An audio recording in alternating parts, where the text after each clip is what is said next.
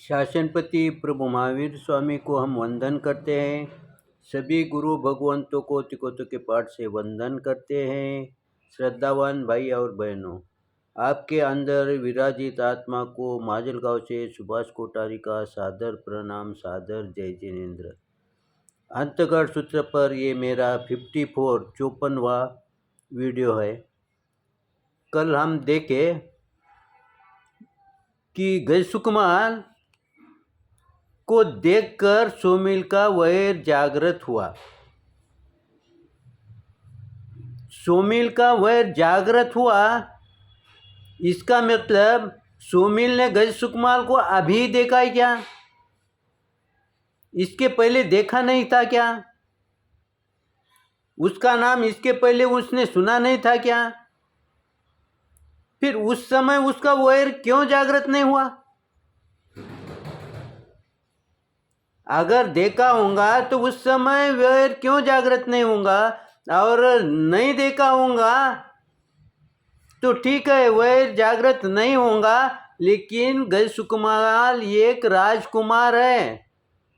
कहीं न कहीं नगरी के अंदर दोनों रहते हैं, कहीं न कहीं एक दूसरे को देखा होगा या उसने गजसुकुमार का नाम सुना भी होगा।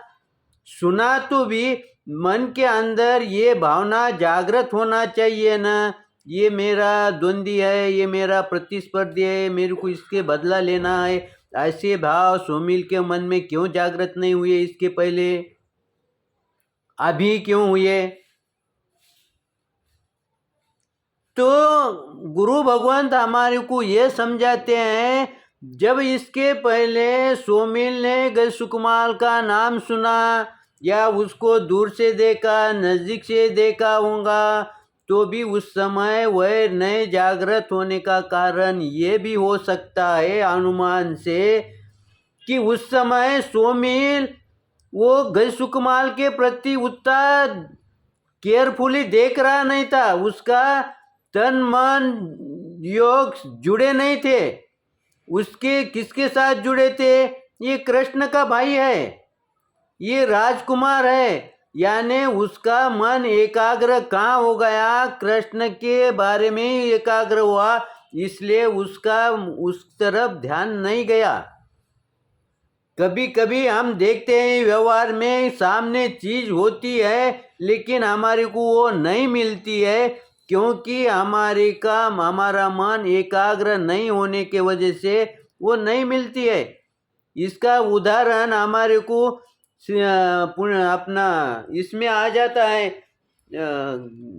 जो श्रीपाल चरित्र में आता है। क्योंकि श्रीपाल के पहले वहाँ पर जो मंत्र जाप कर रहा था उसकी विधि उसकी पूरी नहीं हो रही थी, लेकिन जैसा ही श्रीपाल आया और उसकी विधि पूरी हो गई, उसका मंत्र सिद्ध हो गया। क्यों सिद्ध हो गया? क्योंकि श्रीपाल ने उसका मन एकाग्र करने में सहायक बना। उसने कहा तुम पढ़ो मेरे सामने, कैसा सिद्ध नहीं होता? वैसा ही जहाँ पर हमारा मन एकाग्र होता है उस समय हमारे भाव जागृत होते हैं, जो सही भाव है।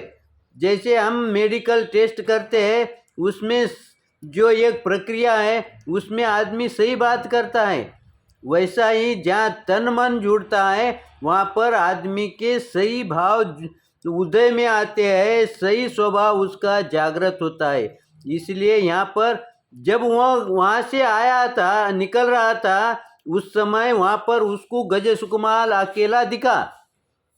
वहाँ पर कृष्ण दिखे क्या? वहाँ पर कृष्ण नहीं, कोई भी व्यक्ति वहाँ पर उपस्थित नहीं था। और उस समय वो गजसुकुमार के पास से गुजर रहा था, उस समय उसके वैर भाव अभी जागृत नहीं हुए।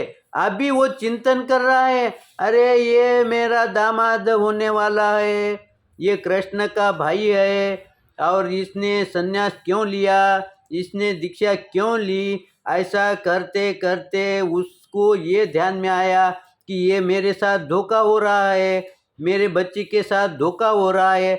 ऐसा चिंतन चलते चलते वहाँ तक चिंतन आगे के उसके भाव में चले गया, तब उसको उसका क्रोध, उसका घटना उसको याद आ गई।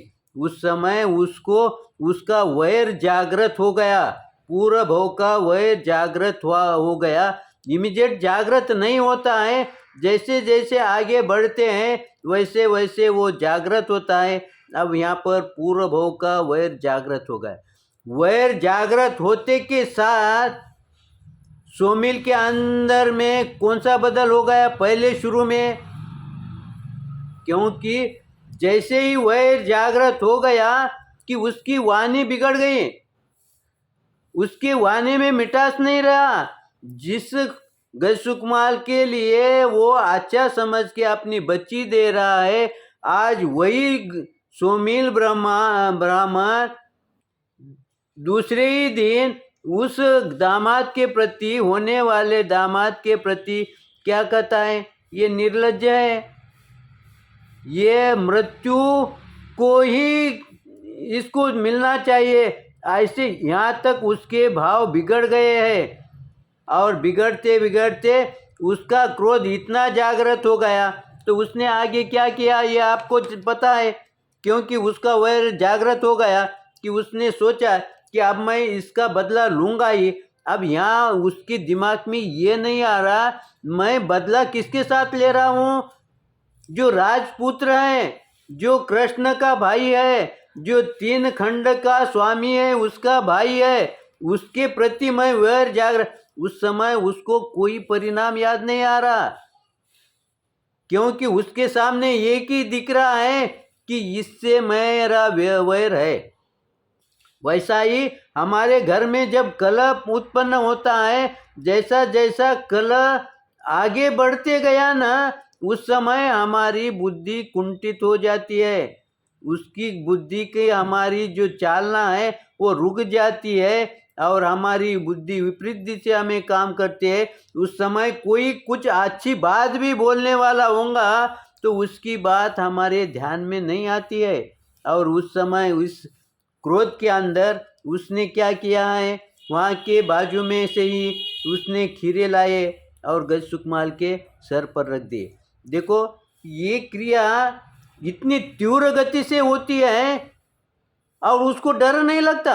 अब उसको ये मस्यान का भी डर नहीं है, ये राजपुत्र का भी डर नहीं है, कृष्ण का भी डर नहीं है, और वो क्रिया करके खुला हो जाता है।